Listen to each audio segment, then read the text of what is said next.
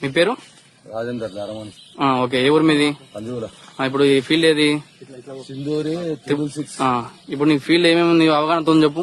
అవగాహనతో ఇంచుమించు 80 నుంచి 90 కాయలు ఉన్నాయి. Okay, okay. ఇంకేమడుగుతారు? దగ్గర కాపా దూరపు కాపా? కాయ దగ్గర సైజ్ ఉందా దూరం సైజ్ ఉందా? దగ్గర సైజ్ ఉంది. కాయ సైజ్ ఎట్లా ఉంది?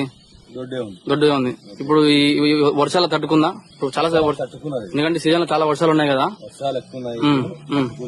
ఓకే, ఎకరాకి ఎంత వస్తుంది అనుకుంటున్నావు? ఎకరాకి నేను వర్షాలు లేకపోతే 20 క్వింటాలు వస్తాయి. అన్నగారు మీ అభిప్రాయం ఏందన్నా సీడ్ గురించి?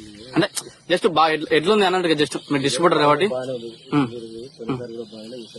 అంటే రైతులు షాప్ వచ్చి అడుగుతున్నారా? అదే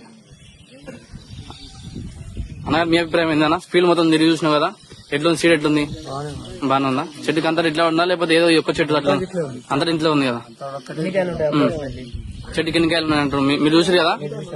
చెట్టుకి ఎన్ని కాయలు ఉన్నాయంటారు? 60 ఉన్నాయా 70 ఉన్నాయా? ఉన్నాయి. మిగతా చెట్లకి